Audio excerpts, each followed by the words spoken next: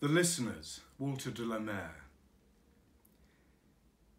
"Is there anybody there?" said the traveller, knocking on the moonlit door, and his horse in the silence champed the grasses of the forest's ferny floor, and a bird flew up out of the turret above the traveller's head, and he smote upon the door again a second time.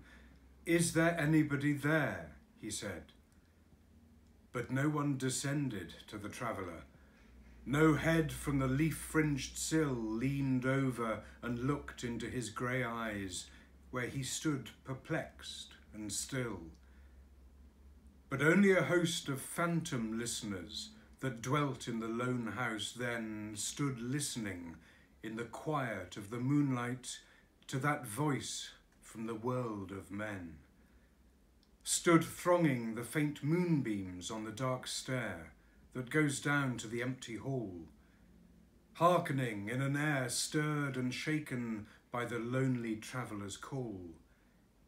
And he felt in his heart their strangeness, their stillness answering his cry, while his horse moved, cropping the dark turf neath the starred and leafy sky. For he suddenly smote on the door even louder and lifted his head. "Tell them I came, and no one answered, that I kept my word," he said. Never the least stir made the listeners, though every word he spake fell echoing through the shadowiness of the still house from the one man left awake.